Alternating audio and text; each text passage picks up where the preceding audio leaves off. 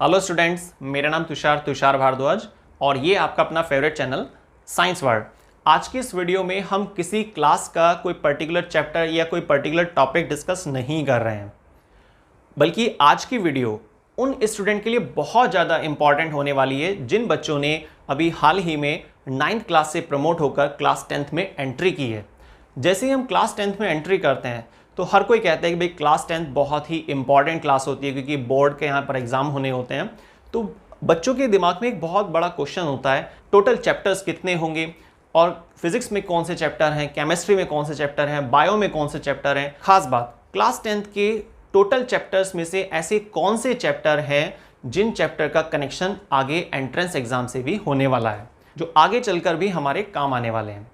और हर चैप्टर के अंदर क्या क्या इंपॉर्टेंट टॉपिक है, बहुत सारी चीज़ें होती हैं, बहुत डाउट्स होते हैं।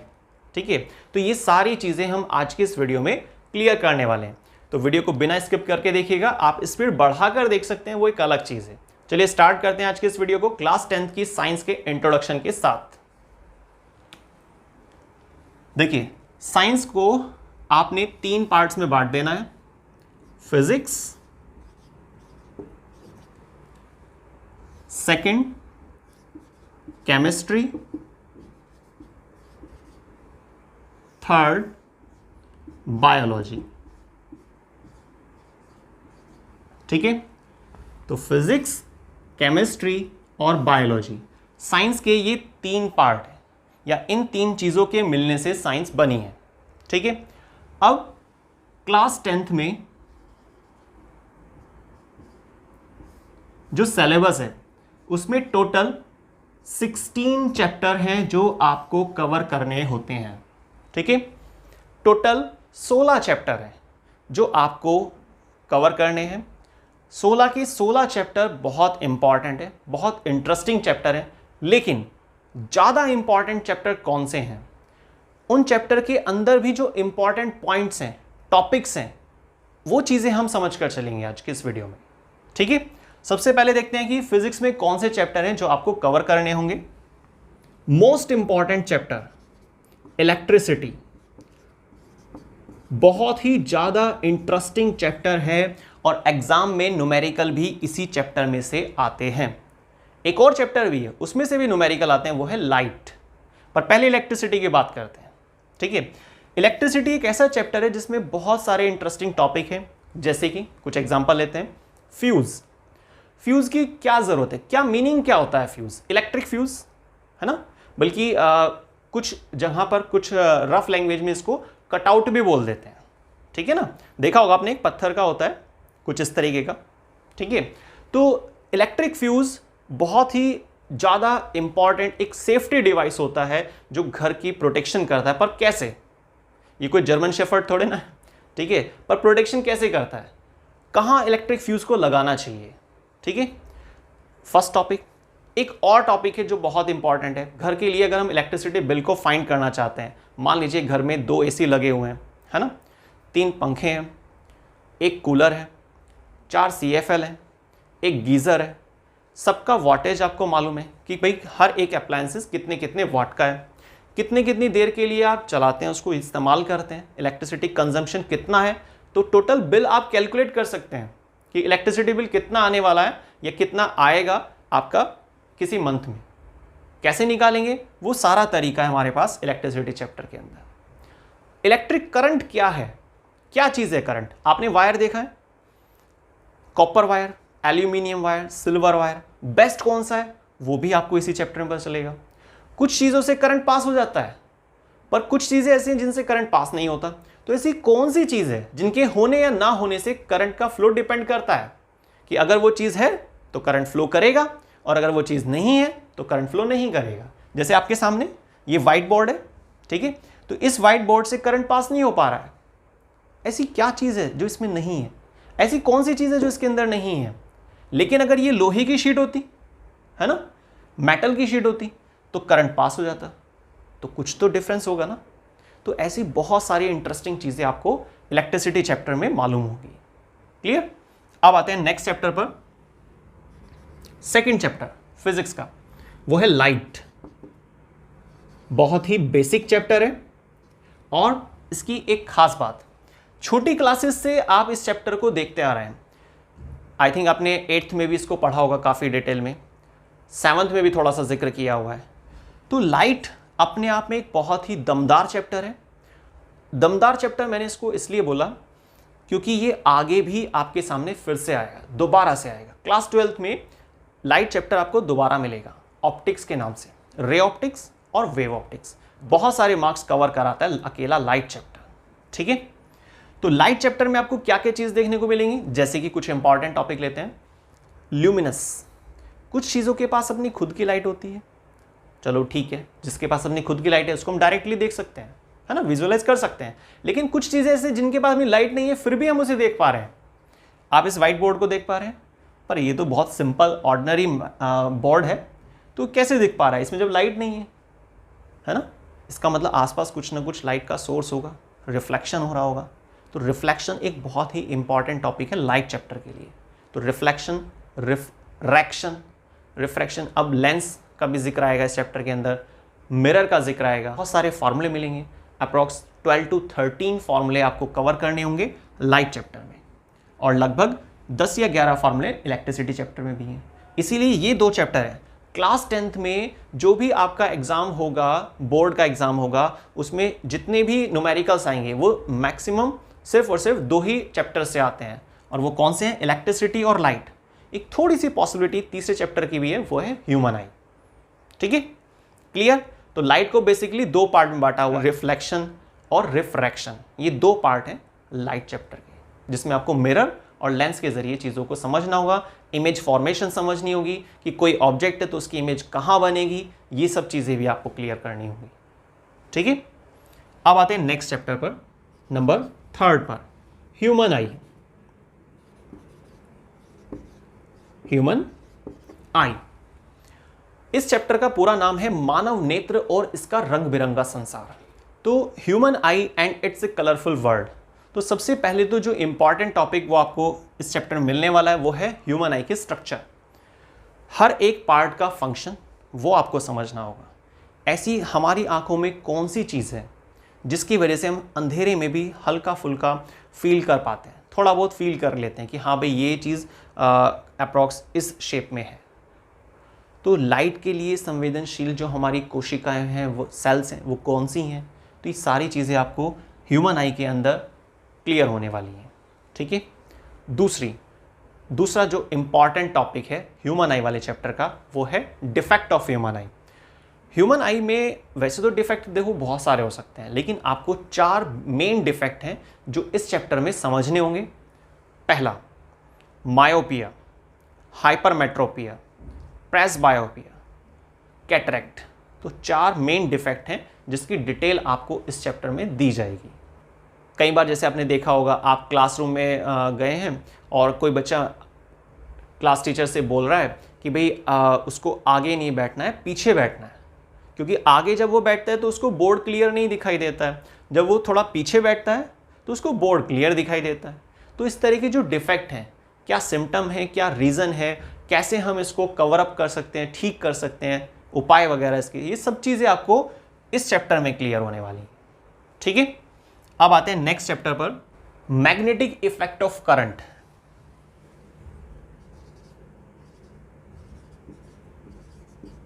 मैग्नेटिक इफेक्ट ऑफ करंट, ठीक है, शॉर्ट में लिख दिया मैंने। तो ये 4th चैप्टर है फिजिक्स का। मैग्नेटिक इफेक्ट ऑफ करंट, नाम से ही पता चल रहा है कि करंट जहां होता है तो उसके आसपास एक इनविजिबल एरिया होता है जिसमें वो चीज़ों को अट्रैक्ट करने की क्षमता रखता है, ठीक है। तो मैग्नेटिक इफेक्ट ऑफ करंट एक ऐसा चैप्टर है जिसमें आपको 3 मेन इंपॉर्टेंट रूल्स पढ़ने होंगे, जिनके नाम क्या है, Maxwell right hand thumb rule, Fleming left hand rule और Fleming right hand rule. Electric motor की स्ट्रक्चर, इलेक्ट्रिक जनरेटर की स्ट्रक्चर, ठीक है, उनके प्रिंसिपल्स क्या होते हैं, किकिंग वायर एक्सपेरिमेंट। 3 तरह के कंडक्टर आपको पढ़ने होंगे, straight wire conductor, loop wire conductor और सोलिनॉइड स्पाइरल फॉर्म में। अब सोलिनॉइड के बेस पे कैसे हम इलेक्ट्रोमैग्नेट को डिज़ाइन कर सकते हैं और इलेक्ट्रोमैग्नेट की क्या एप्लीकेशन है। बहुत ज़्यादा यूज़ होती है इलेक्ट्रोमैग्नेट, है ना। तो ये सारे टॉपिक्स जो मैंने आपको अभी बताए ये बहुत ही इंपॉर्टेंट टॉपिक्स हैं। Magnetic effect of current, chapter number 4 physics के लिस्ट में। इसके बाद एक और चैप्टर बचता है फिजिक्स में, वो है सोर्स ऑफ एनर्जी। कौन सा चैप्टर है? Source of energy. ये एक ऐसा चैप्टर है जिसमें अलग अलग आपको मेथड सिखाए जाएंगे कि क्या क्या तरीके हैं जिसके जरिए हम इलेक्ट्रिसिटी प्रोडक्शन कर सकते हैं। भाई आपको ये तो मालूम है आज का जो समय है, अब जो लेटेस्ट टाइम चल रहा है ना, तो मैक्सिमम चीज़ें इलेक्ट्रिसिटी बेस्ड हो चुकी हैं। मैनुअल काम कम होता जा रहा है, इलेक्ट्रिसिटी बेस्ड बढ़ता जा रहा है और 90% से ज़्यादा चीज़ें सब इलेक्ट्रिसिटी से चलती हैं। चाहे वो गेहूँ पीसने की बात आए, ठीक है, या फिर मोप साफ सफाई की बात है, रोबोटिक मोप्स अब यूज़ किए जा रहे हैं ना। तो लगभग सब चीज़ें, कपड़े धोने की बात हो, कुछ भी XYZ, मतलब हालत ये हो गई है कि 90% से भी क्रॉस हो गया है डेटा। ठीक है, आपने अभी सुना भी होगा कि कुछ समय से जो व्हीकल्स हैं वो भी इलेक्ट्रिसिटी बेस्ड, जो कारें हैं वो भी इलेक्ट्रिक कार का यूज़ किया जाने लगा है, स्टार्ट भी हो चुका है। तो धीरे धीरे नंबर बढ़ता जा रहा है। तो मेन टारगेट क्या होगा भाई? इलेक्ट्रिसिटी प्रोडक्शन पे भी तो फोकस करना पड़ेगा। जब हम ज़्यादा इस्तेमाल करेंगे इलेक्ट्रिसिटी का तो उसका प्रोडक्शन भी हाई करना पड़ेगा। तो इसलिए इस चैप्टर के अंदर बहुत सारे ऐसे मेथड है, कम से कम आपको 8 से 10 ऐसे मेथड पढ़ने होंगे जिसका इस्तेमाल करके आप इलेक्ट्रिसिटी प्रोडक्शन कर सकते हैं, जिसमें से कुछ इंपॉर्टेंट देखते हैं। Number first, nuclear power plant. Tarapur, Kalpakkam, Narora, ऐसी बहुत सारी जगह है जहां पर न्यूक्लियर पावर प्लांट को प्लेस किया हुआ है और जिस लोकेशन पर इलेक्ट्रिसिटी का प्रोडक्शन किया जाता है। विंड मिल जनरेटर, पवन चक्की, नाम सुना होगा आपने, डैम, बहुत पुराना तरीका है। तो ऐसे काफ़ी सारे मेथड है जिसके ज़रिए हम इलेक्ट्रिसिटी प्रोडक्शन सीखेंगे, समझेंगे, पूरा प्रोसेस जानेंगे कि क्या तरीके हैं जिसके ज़रिए हम इलेक्ट्रिसिटी प्रोडक्शन कर सकते हैं। ठीक, तो वो है हमारा चैप्टर सोर्स ऑफ एनर्जी। ठीक है, अलग अलग सोर्सेज के बारे में मालूम करना। तो ये जो हमने अभी चीज़ें समझी हैं, अलग अलग टॉपिक्स देखे, इंपॉर्टेंट टॉपिक्स को डिस्कस किया। फिजिक्स में टोटल 5 चैप्टर आपको कवर करने हैं, याद रखिएगा। कितने चैप्टर कवर करने हैं? 5 चैप्टर्स आपको कवर करने हैं, जिनके नाम क्या है? Electricity first chapter, light second, third human eye and its colourful world, मानव नेत्र और इसका रंग बिरंगा संसार। ठीक है। Number 4, magnetic effect of current. Number 5, source of energy. तो ये तो हुई बात फिजिक्स की। अब आते हैं केमिस्ट्री पर। केमिस्ट्री में भी आपको 5 चैप्टर कवर करने होंगे। First chapter, chemical reaction. Chemical reaction and equation, short में लिख दिया मैंने। तो केमिकल रिएक्शन एंड इक्वेशन ये एक ऐसा चैप्टर है जिसमें केमिस्ट्री का आपको बेसिक सबसे पहले पढ़ना होगा। ठीक है, वैलेंसी कैसे निकाली जाती है, कितने एलिमेंट आपको याद होने चाहिए क्लास 10th के लेवल पर। भाई सारे एलिमेंट तो याद करने की कोई नीड नहीं है ना। समझने वाली चीज़ तो आप मैक्सिमम कवर करके चलिए, लेकिन याद करने वाला वो तो एक रट्टा लगाने वाली चीज़ होगी, है ना। वो जितनी नीड है उतना आप याद कर लीजिए, बहुत है इतना। ठीक है, लेकिन अगर कोई प्रोसेस समझना है तो एक अलग बात होती है। तो केमिकल रिएक्शन में बेसिक्स आपको क्लियर करना होगा, वैलेंसी फाइंड करने का तरीका। ठीक है, एटॉमिक नंबर 20 तक आपको कम से कम याद करने होंगे। कुछ एक्स्ट्रा वैलेंसी है वो लर्न करनी होगी। इस चैप्टर के अंदर जो इंपॉर्टेंट टॉपिक है वो क्या है कि केमिकल रिएक्शंस को क्लासीफाई करना। जैसे ही कुछ नाम आएंगे आपके पास, एंडोथर्मिक रिएक्शन, एक्सोथर्मिक रिएक्शन क्या होती हैं, किस में हीट का गेन किया जाता है, किस में हीट रिलीज होती है। केमिकल रिएक्शन को पहचानेंगे कैसे कि क्या कोई रिएक्शन केमिकल रिएक्शन है या नहीं है। तो क्या कुछ उसके लक्षण होते हैं, कुछ कैरेक्टरिस्टिक्स होती है। 5 कैरेक्टरिस्टिक्स आपको कंप्लीट करनी होंगी, समझनी होंगी। कोई केमिकल रिएक्शन आपको दी जाती है और उस रिएक्शन को देखने के बाद आपको पहचानना होगा कि भाई ये रिएक्शन केमिकल रिएक्शन है या नहीं है। पर कैसे पहचानेंगे आप? उसके लिए आपको पहले कैरेक्टरिस्टिक्स पढ़नी होंगी, 5 कैरेक्टरिस्टिक्स केमिकल रिएक्शन की। और 5 में से अगर कोई एक भी मिल जाती है किसी रिएक्शन को पहचानने के दौरान, तो ठीक है, वो रिएक्शन केमिकल रिएक्शन है। जैसे कि evolution of gas, formation of PPT, इस तरीके से। ठीक है, तो कैरेक्टरिस्टिक्स ऑफ केमिकल रिएक्शन ये एक इंपॉर्टेंट टॉपिक है। कोरोजन क्या होता है, रेंसिडिटी क्या होती है, कैसे हम अपने फूड को स्पॉइल होने से बचा सकते हैं, खराब होने से कैसे बचा सकते हैं। मान लीजिए कि खाना थोड़ा एक्स्ट्रा है, तो क्या सॉल्यूशन है? सारा खाना एक साथ खा जाओ, भाई ये तो बीमार पड़ जाएंगे हम। ऐसा नहीं करना है, सिर्फ समझाने के लिए मैंने बताया आपको, ये कोई सॉल्यूशन नहीं हुआ। तो आपको कुछ ऐसे मेथड यूज करने होंगे जिसके जरिए आप अपने फूड को स्पॉइल होने से बचा सकें, रेंसिड होने से बचा सकें। ठीक है, बहुत सारे ऐसे तरीके आएंगे। तो ऐसे कुछ टॉपिक्स आपको कवर करने होंगे केमिकल रिएक्शन में, और साथ में एक इंपॉर्टेंट टॉपिक बैलेंसिंग, कोई केमिकल रिएक्शन कैसे बैलेंस की जा सकती है। ठीक है, सेकंड चैप्टर एसिड, बेस और सॉल्ट। ठीक है, तो एसिड, बेस और सॉल्ट, तो ये 3 इंपॉर्टेंट टॉपिक हैं। हालांकि सॉल्ट की अपनी एप्लीकेशन वो भी इसी चैप्टर के अंदर है। एसिड क्या होते हैं? एसिड कोरोसिव होते हैं या बेस कोरोसिव होते हैं या दोनों ही कोरोसिव है? क्या कोई कंडीशन है जिसमें हम कह सकते हैं कि हाँ भाई ये एसिड कोरोसिव नहीं है? ठीक है, तो एसिड के टाइप्स, किस बेस पे हम एसिड को क्लासिफाई कर सकते हैं, एक्चुअल में मीनिंग क्या होता है एसिड का, कैसे पहचानते हैं हम एसिड को।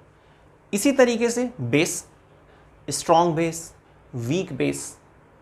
ठीक है, एसिड और बेस जब रिएक्शन करते हैं तो क्या बनता है, सॉल्ट कैसे बनाए जा सकते हैं, कैसे पहचानेंगे कोई सॉल्ट बेसिक है नेचर में या एसिडिक है। सॉल्ट जैसे एग्जांपल में POP, gypsum, bleaching powder CaOCl2, calcium oxychloride मतलब bleaching powder, soda ash, baking soda, baking powder. Baking soda, baking powder क्या ये सच में अलग है? क्या दोनों एक ही चीज़ है? इन दोनों में से कौन सा ऐसा नाम है जिसका फॉर्मूला नहीं है? ठीक है, तो ऐसी बहुत सारी चीज़ें, बहुत इंटरेस्टिंग चैप्टर है एसिड, बेस और सॉल्ट। पीएच क्या होता है, पीएच है ना, तो पीएच का क्या एडवांटेज है, एसिड रेन उससे क्या फ़र्क पड़ता है। एसिड रेन अगर होती है तो हमारी जो फसल है जिस एरिया में ग्रो कर रही है तो क्या हम उसे यूज़ कर पाएंगे, और अगर ज़्यादा सॉइल एसिडिक हो जाती है तो हम कैसे उसको ठीक कर सकते हैं। तो ऐसी बहुत सारे इंटरेस्टिंग टॉपिक्स आपको इस चैप्टर में क्लियर होंगे। ठीक है, अब आते हैं next chapter number 3, metal and non metals. Metals क्या होती हैं? मेटल्स में ऐसी क्या खास चीज़ है जिसकी वजह से हम उसे गुड कंडक्टर कहते हैं? मेटल्स की क्या प्रॉपर्टी होती है, फिजिकल प्रॉपर्टी क्या है, केमिकल प्रॉपर्टी क्या हो सकती हैं? सेम यही चीज़ नॉन मेटल्स के लिए। लेकिन इस चैप्टर का एक बहुत ही मेन, बहुत दमदार, बहुत इंपॉर्टेंट टॉपिक, और वो टॉपिक कौन सा है वो ज़रूर आप याद रखिएगा। ठीक है, और उसका नाम है मेटल एक्सट्रैक्शन। मेटल को कैसे एक्सट्रैक्ट किया जाता है उसका एक अच्छा खासा प्रोसेस है, लॉन्ग क्वेश्चन आता है बल्कि इस पर एक फ्लो चार्ट भी है जो आपको इस क्वेश्चन को कवर करने में मदद करता है। मेटल एक्सट्रैक्शन ये नोट कर लेना आप रजिस्टर में। Next, carbon and its compound. Carbon और इसके कंपाउंड, इस चैप्टर का तो सबसे पहला क्वेश्चन ही बहुत इंपॉर्टेंट है, और वो क्वेश्चन क्या है, वाई कार्बन कंपाउंड एग्जिस्ट मोर इन नंबर। कार्बन की जो कंपाउंड्स होते हैं ना वो मैक्सिमम नंबर में पाए जाते हैं, पर इसका कारण क्या है, वो कारण छिपा कहाँ पर है, कार्बन की अपनी कुछ कैरेक्टरिस्टिक्स में। कार्बन की कुछ यूनिक कैरेक्टरिस्टिक्स होती हैं, टेट्रावैलेंसी दिखाता है, ये कैटनेशन पावर दिखाता है। अब बात ये कि इनका मतलब क्या है, उसके लिए टॉपिक कवर करने होंगे आपको। तो इस चैप्टर के अंदर केमिस्ट्री का जो चैप्टर नंबर 4 है इसमें कुछ इंटरेस्टिंग टॉपिक है, कार्बन की पोजीशन, कार्बन की यूनिकनेस, जिसकी वजह से वो मैक्सिमम कंपाउंड्स को फॉर्म करने की क्षमता रखता है, जिसकी वजह से एनसीईआरटी में क्वेश्चन भी दिया गया है कि वाई कार्बन कंपाउंड एग्जिस्ट मोर इन नंबर, बहुत बार आ चुका है। ठीक है, कुछ और इंपॉर्टेंट टॉपिक, सोप और डिटर्जेंट, क्लीनाइजिंग एक्शन ऑफ सोप, साबुन कैसे काम करती है, कैसे कपड़ों की सफाई में काम आती है, डिटर्जेंट मॉलिक्यूल्स हो चाहे सोप के मॉलिक्यूल्स हो। RCONA का क्या मतलब है, मिसल फॉर्मेशन क्या होती है, किस कंडीशन में मिसल फॉर्मेशन होती है, हार्ड वाटर सॉफ्ट वाटर में क्या डिफरेंस है। भाई पानी तो पानी होता है, अब कठोर पानी और सॉफ्ट है ना, तो हार्ड वाटर सॉफ्ट वाटर ये कौन से टाइप आ गए, किस बेस पे हम कहते हैं इसको हार्ड वाटर सॉफ्ट वाटर, क्या खास चीज़ है, तो ये भी आपको इसी चैप्टर में मिलेंगे, carbon and it's a compound. Interesting लग रहे हैं ना। देखिए जब हम क्लास 10th में एंट्री करते हैं ना तो उस टाइम हमारे दिमाग में बहुत सारे क्वेश्चन होते हैं, नई नई बुक्स आती हैं, हम देखते हैं कि कंटेंट में अच्छा ये नाम लिखा हुआ है, ये लिखा हुआ है, ये लिखा हुआ है, कितना अच्छा रहे। अब आप सोच रहे हो भाई ये सारी लिस्ट तो हमें बुक के फर्स्ट पेज पे ही मिल जाएंगी, 16 चैप्टर के नाम लिखे होंगे, कितना अच्छा रहेगा। आपने इस वीडियो को शुरू से लास्ट तक देखा, ठीक है, उसके बाद आपने बुक को ओपन किया, फिर आप चैप्टर का नाम देखेंगे, अच्छा कार्बन कंपाउंड, तो आपको तुरंत याद आ जाएगा कि कार्बन कंपाउंड में तो ये सब चीज़ें हैं जो हमें पढ़नी होंगी, तो आपका इंटरेस्ट थोड़ा और बढ़ेगा, आपका मन करेगा। और जब आपका मन करता है ना किसी काम को करने का, तो उसका रिजल्ट बिल्कुल अलग आता है, बिल्कुल डिफरेंट आता है, बिल्कुल फेवर में आता है, ठीक है। तो इसीलिए इस वीडियो को तैयार किया गया था ताकि जो बच्चे 10th में एंट्री कर रहे हैं तो उनके लिए वीडियो काफ़ी लाभदायक साबित हो, बहुत ही इंपॉर्टेंट साबित हो, ताकि आप उसको समझ सकें कि भाई हर चैप्टर में क्या क्या चीज़ें हैं जो हमें थोड़ा सा इंट्रोडक्शन ज़रूर पता होना चाहिए। किसी भी काम को आप शुरू कर रहे हैं तो पहले उसका इंट्रो बहुत मायने रखता है, ठीक है। चलिए आगे चलते हैं। Next chapter number 5, periodic classification of elements, ठीक है। तो केमिस्ट्री का जो 5वां चैप्टर है पीरियोडिक क्लासिफिकेशन ऑफ एलिमेंट, इस चैप्टर में आपको एक तो पीरियोडिक टेबल की डिटेल मिलेगी, सबसे मेन चीज़, क्योंकि इंट्रोडक्शन तो आपको केमिकल रिएक्शन में मिल जाएगा पीरियोडिक टेबल का, क्योंकि केमिस्ट्री पढ़ने जा रहे हैं आप तो बेसिक सी बात है, एलिमेंट कितने होते हैं, कितने ग्रुप हैं, कितने पीरियड हैं, तो वो सारी चीज़ तो शुरू में ही होनी चाहिए, तो इसलिए वो आपको इसी चैप्टर के अंदर मिलेगी। लेकिन पीरियोडिक क्लासिफिकेशन ऑफ एलिमेंट में एलिमेंट को क्लासीफाई करने के लिए कौन कौन से साइंटिस्ट आए, तो टोटल 4 मेन टॉपिक हैं जो आपको इस चैप्टर में पढ़ने हैं। Dobereiner, Newland, Mendeleev, Dmitri Mendeleev और 4th साइंटिस्ट हेनरी मोजले। इन सब की स्टेटमेंट क्या थी, चारों में से कौन से साइंटिस्ट हैं जिन्होंने लॉ ऑफ ऑक्टेव का रूल दिया, ट्रायड का रूल किसने दिया, ये सारे चीज़ें आपको इस चैप्टर में क्लियर होंगी। फिर एक 5वां टॉपिक, क्योंकि इस चैप्टर के अंदर सिर्फ 6 टॉपिक हैं, टोटल 6 टॉपिक्स हैं जो आपको इसमें कवर करने हैं, और 6 में से सबसे इंपॉर्टेंट है जो मैं आपको अभी बताने वाला हूँ वो है 5वां टॉपिक, कैरेक्टरिस्टिक्स ऑफ पीरियड्स, ठीक है। और लगभग इतना ही इंपॉर्टेंट है एक और topic number 6, characteristics of groups, तो प्रॉपर्टी ग्रुप्स की और प्रॉपर्टी पीरियड्स की। तो टोटल 6 प्रॉपर्टी हैं उन दोनों ही टॉपिक्स के अंदर, और स्टार्टिंग के 4 टॉपिक मतलब 4 साइंटिस्ट के नाम, उनकी स्टेटमेंट।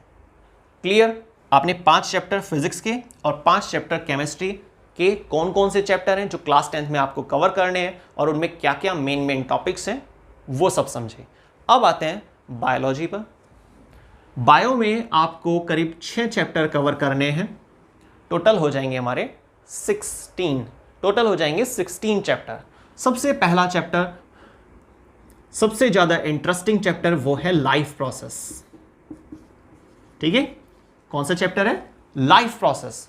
पर सबसे इंटरेस्टिंग क्यों कहा मैंने इसको? देखिए, जब हमें किसी और के बारे में कुछ बात पता चलती है, कोई ह्यूमन है, उसको आप किसी प्लांट की स्टडी करा रहे हैं, प्लांट के बारे में डिटेल बता रहे हैं, मान लीजिए कि गुड़हल का पौधा है, उसकी कुछ स्पेशलिटी बता रहे हैं, उसकी लीफ की स्ट्रक्चर को एक्सप्लेन कर रहे हैं, फ्लावर की पोजीशन बता रहे हैं, बाइसेक्सुअल फ्लावर क्या होता है, इस तरह की चीज़ बता रहे हैं, इंटरेस्ट आता है, ठीक है, लेकिन ज़्यादा नहीं आता। लेकिन ज़्यादा इंटरेस्ट कब आएगा? जब आप उस व्यक्ति को उसके ही बारे में बताएंगे, और यही वो चैप्टर है लाइफ प्रोसेस। लाइफ प्रोसेस पढ़ने वाले बच्चों के लिए इतना दमदार चैप्टर है ना कि उसको पढ़ने के बाद व्यक्ति को, बच्चे को अपने शरीर के बारे में बहुत सारी चीज़ पता चल जाती हैं, ठीक है। इस चैप्टर को बेसिकली 4 पार्ट में बांटा हुआ है। Human digestive system, main 4 topic है इसमें, human digestive system, blood circulatory system, respiratory system और excretory system. Human digestive system में पूरी डिटेल आएगी, माउथ से एनस तक जो पूरी डक्ट होती है, यूनिफॉर्म एरिया नहीं होता है, ये जो डक्ट होती है जिसको हम एलिमेंट्री कैनाल कहते हैं, जिसकी अप्रॉक्स लेंथ होती है 9 मीटर, कहीं पर थोड़ा पतली होती है, कहीं पर थोड़ा मोटी होती है, कहीं पर बहुत ज़्यादा मोटी होती है, ठीक है। तो वेरिएबल डायमीटर रहता है। ये जो डक्ट है, ये जिसको गट बोलते हैं ना, क्या बोलते हैं इसको? गट। इसमें 4 लेयर्स होती हैं, 4 लेयर के मिलने से बनी होती है गट, म्यूकोसा, सब म्यूकोसा, मस्कुलरिस, सिरोसा, तो बहुत सारी चीज़ें आएंगी। अब अलग अलग पोजीशन पर ओरल कैविटी, जैसे ओरल कैविटी में क्या क्या चीज़ें हैं, दांतों का काम क्या होता है, प्री मोलर क्या होते हैं, मोलर किसे कहते हैं, कितने प्रकार के दांत होते हैं, कितनी बार आते हैं हमारी लाइफ में ये टीथ्स, तो बहुत सारी इंटरेस्टिंग चीज़ें आपको इस चैप्टर में मालूम होंगी। तो ये digestive system, respiratory system, lungs जो होते हैं, लंग्स लगातार ऐसे मूवमेंट करते हैं, इनवर्ड आउटवर्ड, इस तरह से मूवमेंट होती है अंदर बाहर। 1 मिनट में व्यक्ति 15 से 18 बार सांस लेता है। और जब सोचिए ना, कोई इतना खुला खुला एरिया तो होता नहीं है हमारी बॉडी के अंदर, बहुत कंजस्टेड सा होता है ना, बहुत सारे पार्ट लगभग मिले जुले से रहते हैं ना। तो जब ऐसे कोई चीज़ हिल रही है ना, हम सांस ले रहे हैं अंदर बाहर इस तरीके से, इंस्पायरेशन एक्सपायरेशन हो रहा है, तो ऐसे में तो क्या होगा, लगातार मेम्ब्रेन में डैमेज हो जाना चाहिए ना, तो लंग्स के ऊपर कोई प्रोटेक्टिव लेयर होगी जो लंग्स को बचाकर चलती है ना, जिसको हम क्या बोलते हैं, प्ल्यूरा। तो ऐसे बहुत सारे इंटरेस्टिंग बिल्कुल डिफरेंट नाम आने वाले हैं। हार्ट की पोजीशन, हार्ट का क्या काम होता है, ह्यूमन हार्ट का, हार्ट में ऐसी क्या चीज़ है जिसकी वजह से लब और डप साउंड आता है, हार्ट साउंड जिसको बोलते हैं। 1 मिनट में व्यक्ति 72 बार, है ना, कितना पल्स रेट, कितना 72 टाइम्स पर मिनट। पर ऐसा ही क्यों, अप डाउन क्यों नहीं? ब्लड प्रेशर क्या होता है, ब्लड का फ्लो रेगुलेट कौन करके चल रहा है? तो ऐसी काफ़ी सारी चीज़ें हैं। एक्सक्रीटरी सिस्टम है, किडनी काम करती हैं, या किडनी के कितने फंक्शन होते हैं, या किडनी के अंदर कोई खास चीज़ है ना, जो यूरिन फॉर्मेशन में मदद करती है, उस सेल का नाम क्या है जिससे मिलकर किडनी बनी होती है। तो बहुत सारी इंटरेस्टिंग चीज़ें आने वाली हैं, और थोड़ा सा टॉपिक आएगा प्लांट्स का फोटोसिंथेसिस को लेकर लाइफ प्रोसेस में। नेक्स्ट बायो का सेकंड चैप्टर है control and coordination. Control and coordination, control नाम जब सुनते हैं ना, मतलब कमांड, मतलब ब्रेन। कोऑर्डिनेशन मतलब तालमेल। हमारी बॉडी में बहुत सारे ग्लैंड हैं। करीब इस चैप्टर में जो बच्चा डिटेल में पढ़ता है तो अप्रॉक्स उसको सेकंड चैप्टर है ये बायोलॉजी का, तो उसमें 10 ग्लैंड ज़रूर पढ़ने होंगे। और 10 ग्लैंड से जो टोटल हार्मोन है, तो आप ये मानकर चलिए करीब 30 अप्रॉक्स में आपको हार्मोन कवर करने होंगे। कहाँ से निकल रहा है वो हार्मोन, हार्मोन्स की कैरेक्टरिस्टिक्स क्या होती है, क्या किस जगह पर जाकर वो एक्शन करेगा, फंक्शन वगैरह, ये सारी चीज़ आपको पता चलेंगी। कोई व्यक्ति कहता है कि भाई उसका पानी पीने का मन कर रहा है, सिंपल लाइन है कि भाई मन कर रहा है, प्यास लग रही है, सिंपल बात। लेकिन कोई दूसरा व्यक्ति ये कहता है कि भाई ये कोई केमिकल मैसेंजर है, अब इस केमिकल मैसेंजर ने एक्शन किया, ब्लड में एंट्री की, और ब्लड के फ्लो के जरिए वो पहुंचता है कहाँ पर, फाइनली किडनी के सेल के एक पार्ट, और वो है DCT, डिस्टल कॉन्वोल्यूटेड ट्यूबुल। अब वो कौन सा केमिकल मैसेंजर है? हम जब खुश हो रहे हैं तो खुशी के दौरान कौन सा केमिकल मैसेंजर यहाँ पर रिलीज़ हो रहा है? हम परेशान हो रहे हैं, हमारी हाइट के लिए कौन सा हार्मोन रिस्पॉन्सिबल है? मिल्क इजेक्शन हार्मोन कौन सा होता है, और मिल्क हार्मोन कौन सा होता है? बर्थ हार्मोन कौन सा है? इमरजेंसी हार्मोन किसे कहते हैं? बहुत सारी चीज़ें हैं। हार्मोन्स के बारे में आपको मैक्सिमम पता चलने वाला है कंट्रोल एंड कोऑर्डिनेशन चैप्टर में। कोऑर्डिनेशन मतलब तालमेल, जिसमें आप हार्मोन्स को लेकर समझेंगे, और कंट्रोल मतलब ब्रेन का क्या फंक्शन है। देखिए, ब्रेन को डायरेक्टली तो हम नहीं बोल सकते भाई ब्रेन का ये फंक्शन होता है, पर ब्रेन के ना अंदर बहुत सारे सेक्शन होते हैं, ठीक है। इसमें CNS, PNS, ब्रेन के अंदर भी पार्ट्स किए जाएंगे, जैसे कि फोर ब्रेन, मिड ब्रेन और हिंड ब्रेन। हिंड ब्रेन के अंदर भी सेक्शन किए जाएंगे। पोन्स मतलब पोन्स फेरोली पूरा नाम इसका, ठीक है। मेडल ऑब्लंगेटा क्या होता है, इस तरह के बहुत सारे पार्ट्स आने वाले हैं, और हर पार्ट का अपना एक स्पेसिफिक फंक्शन होता है। जैसे आपने देखा होगा किसी व्यक्ति का फ्रंटल लोब बहुत एक्टिव होता है, मतलब हायर मेंटल एक्टिविटी होती है, एक बहुत ही डिफरेंट सोच रखता है। कुछ व्यक्ति आपको ऐसे मिले होंगे जो हमेशा एनर्जेटिक रहते हैं, है ना। कुछ व्यक्ति आपको ऐसे मिले होंगे अपनी लाइफ में जो हमेशा एक पॉजिटिव वे लेकर चलते हैं ना, हर एक कंडीशन में पॉजिटिव ही सोचते हैं। हमारी ब्रेन के ऐसे कौन से पार्ट हैं जो इस तरह के काम को करते हैं? हमारी बॉडी का टेम्परेचर मेंटेन रखने के लिए ब्रेन का कौन सा पार्ट है जो रिस्पॉन्सिबल है? बहुत सारी चीज़ पता चलेंगी आपको इस चैप्टर में। क्लियर? नेक्स्ट नंबर 3 एक चैप्टर आपके पास आएगा, हाउ डू ऑर्गेनिज्म रिप्रोड्यूस।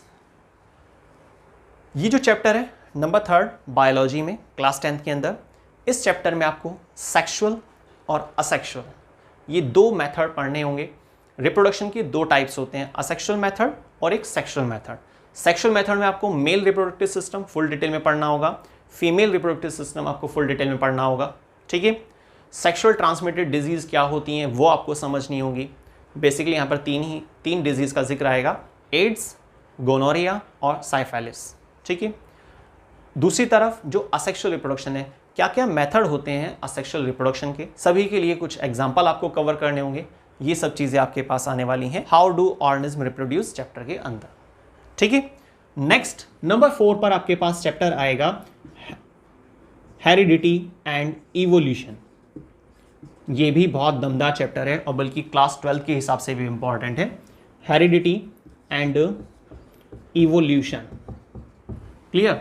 तो हेरिडिटी एंड इवोल्यूशन में आपको डीएनए के बारे में पढ़ना होगा, कुछ बेसिक टर्मिनोलॉजी है ना। हेरिडिटी इवोल्यूशन के कुछ इंपॉर्टेंट टर्म्स हैं, जैसे कि जेनेटिक ड्रिफ्ट किसे कहते हैं, डीएनए क्या होता है, हेरिडिटी का क्या मतलब है, इवोल्यूशन क्या होता है, स्पीसिएशन क्या है, एक्वायर्ड ट्रेट किसे कहते हैं, इनहेरिटेड ट्रेट किसे कहा जाता है। एक इंपॉर्टेंट टॉपिक है, ग्रेगर जॉन मेंडल साइंटिस्ट का नाम था, जिनको फादर ऑफ जेनेटिक्स भी कहा जाता है। उन्होंने 2 एक्सपेरिमेंट किए थे, मोनोहाइब्रिड क्रॉस और डाईहाइब्रिड क्रॉस। तो ये ऐसे कुछ टॉपिक्स हैं जो आपको इसमें कवर करने होंगे। और लास्ट में एक टॉपिक आएगा इसी चैप्टर के अंदर, वो है evidence in support of evolution. Evolution हुआ है, बात ठीक है, सबूत क्या है वो आपको इस चैप्टर में कवर करने हैं, ठीक है। नेक्स्ट आपके पास एक चैप्टर आएगा आवर एनवायरमेंट, हमारा वातावरण। आवर एनवायरमेंट जो चैप्टर है, इसमें आपको थोड़ा सा इकोसिस्टम के बारे में, लार्ज इकोसिस्टम, स्मॉल इकोसिस्टम क्या होता है, ठीक है, कुछ ऐसे टॉपिक कवर करने होंगे। और इम्पॉर्टेंट टॉपिक 5th चैप्टर के लिए वो है फूड चेन और फूड वेब, दोनों के एग्जाम्पल, उनकी कुछ कैरेक्टरिस्टिक्स। इसके अलावा एक और इम्पॉर्टेंट टॉपिक इसी चैप्टर का वो है 10% लॉ ऑफ एनर्जी या एनर्जी फ्लो मैकेनिज्म। इससे जुड़ी हुई कुछ डेफिनेशन भी हैं, कुछ इंपॉर्टेंट टर्म्स हैं, जैसे कि ट्रॉपिक लेवल किसे कहा जाता है, बायोलॉजिकल मैग्निफिकेशन का क्या मतलब है, ये कुछ टॉपिक्स, ठीक है। तो ये 5 चैप्टर हो गए। अब एक last chapter number 6, management of natural resources. Natural resources का मैनेजमेंट का मतलब होता है एक तरीके से किसी काम को करना, ठीक है। हालांकि चैप्टर ज़्यादा इंपॉर्टेंट नहीं है, इसमें कुछ ज़्यादा खास भी नहीं है। और इसमें कुछ टॉपिक्स हैं जैसे कि 3R है ना, रिड्यूस, रिसाइकल, रीयूज़, इनका क्या मतलब है, चिपको मूवमेंट है ना, चिपको आंदोलन आपने सुना भी होगा, खेजरी मूवमेंट, खेजराली गांव से क्या कनेक्शन था, एक छोटी सी एक स्टोरी है ना, कि कैसे पेड़ पौधों को बचाया जाता था उस समय पर। तो वो चीज़ें आपको इसमें कवर करनी है, ठीक है। कुछ छोटी छोटी सी डेफिनेशन से, कुछ खास इंपॉर्टेंट नहीं है। तो चलिए, ये तो आपने 16 चैप्टर कौन कौन से हैं और उनके अंदर इंपॉर्टेंट टॉपिक्स क्या हैं वो चीज़ें समझी। अब एक बार मैं आपको एक चीज़ और बता देता हूँ कि जो फिज़िक्स है, इस फिज़िक्स के अंदर जो इंपॉर्टेंट चैप्टर हैं वो है इलेक्ट्रिसिटी, लाइट और मैग्नेटिक इफेक्ट ऑफ करंट। मैंने ऐसा नहीं कहा कि आपको सिर्फ यही 3 चैप्टर पढ़ने हैं, पर लेकिन ये 3 चैप्टर बहुत ज़्यादा इंपॉर्टेंट है मेरे हिसाब से, क्योंकि इसका रीज़न भी है, हर चीज़ का रीज़न होता है साइंस में। रीज़न ये है कि इलेक्ट्रिसिटी, स्टैटिक इलेक्ट्रिसिटी और करंट इलेक्ट्रिसिटी के नाम से दोबारा से आएगा क्लास 12 के अंदर, और आपके एंट्रेंस एग्जाम में भी आपकी बहुत मदद करेगा, ठीक है। लाइट चैप्टर रे ऑप्टिक्स और वेव ऑप्टिक्स के नाम से आपको मिलेगा क्लास 12 के अंदर। ह्यूमन आई भी आपको मिलता है क्लास 12 में, पर बाकी ज़्यादा नहीं है ये 10th लेवल पर। मैग्नेटिक इफेक्ट ऑफ करंट, ये चैप्टर भी आपको क्लास 12 में मिलेगा अगर आप साइंस साइड लेते हैं तो, ठीक है, क्लियर। तो ये रीज़न था।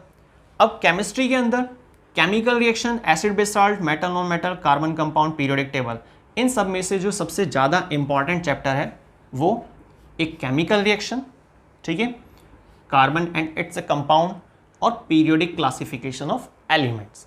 ये 3 चैप्टर ज़्यादा इंपॉर्टेंट है, ठीक है।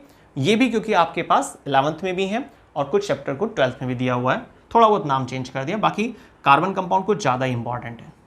इसमें IUPAC एक टॉपिक आएगा जिसमें आप कार्बन के कंपाउंड का जो नाम होता है वो कैसे रखा जाता है, जैसे एक एग्जांपल C2H5OH, इसको मैंने बोला इथाइल अल्कोहल, ठीक है, इथेनॉल, आपने बहुत सारे ऐसे नाम सुने होंगे, तो वो नाम कैसे रखे जाते हैं ये चीज़ सिखाई जाती है IUPAC में। तो क्लास 10th में भी है, बाकी क्लास 10th के टॉपिक को जब अच्छे से क्लियर करेंगे तभी फिर आप आगे चलकर क्लासेस में उस टॉपिक को कमांड में ले पाएंगे, पकड़ बना पाएंगे, ठीक है। अब बायोलॉजी की अगर हम बात करते हैं तो उसमें इंपॉर्टेंट ये सारे ही चैप्टर हैं वैसे तो, पर लेकिन सबसे ज़्यादा जो इंपॉर्टेंट है क्लास 10th के चैप्टर्स की लिस्ट में से वो है लाइफ प्रोसेस, बहुत ज़्यादा इंपॉर्टेंट है, कंट्रोल कोऑर्डिनेशन इंपॉर्टेंट है, हाउ डू ऑर्गेनिज्म भी इंपॉर्टेंट है, और हेरिडिटी भी इंपॉर्टेंट है, क्लियर। तो बायोलॉजी की लिस्ट में से ये 4 चैप्टर आपको बहुत ध्यान से पढ़ने होंगे। तो आज की वीडियो में हमने साइंस क्लास 10th की जो साइंस है उसमें जो 16 चैप्टर आने वाले हैं, 6 चैप्टर बायोलॉजी के होंगे, 5 चैप्टर केमिस्ट्री के होंगे और बाकी 5 चैप्टर फिजिक्स के होंगे। हर चैप्टर के अंदर क्या क्या चीज़ें आने वाली हैं आपके सामने, वो हमने थोड़ा सा इंट्रोडक्शन के तौर पर समझे। ज़्यादा इंपॉर्टेंट चैप्टर कौन से हैं जो आगे भी काम आने वाले हैं, उनके बारे में भी हमने समझा, जिस पर मैंने रेड कलर से मार्क किया हुआ है। ठीक है, तो आई थिंक आपको ये सारी चीज़ें क्लियर हो गई होंगी। और अगर आपको फिर भी किसी चीज़ को लेकर डाउट है तो आप प्लीज़ मुझे कमेंट ज़रूर कीजिएगा। वीडियो को स्टार्टिंग से लास्ट तक देखने के लिए बहुत बहुत धन्यवाद। और अगर आपको वीडियो बहुत पसंद आती है तो आप लाइक, शेयर, सब्सक्राइब जरूर कीजिएगा। अगर आप हमारे चैनल पर नए हैं तो सब्सक्राइब करना मत भूलिएगा, क्योंकि इस तरह की जो नॉलेजेबल वीडियोस होती हैं, चाहे वो सीबीएसई के अपडेट को लेकर हो, सिलेबस को लेकर हो या रेगुलर एजुकेशनल वीडियो की बात की जाए, तो चैनल पर डेली अपलोड की जाती हैं। तो साइंस वर्ड चैनल से जुड़े रहिए और मिलते हैं नेक्स्ट वीडियो में कुछ इंपॉर्टेंट टॉपिक्स के साथ। वीडियोज़ को लास्ट तक देखने के लिए बहुत बहुत धन्यवाद।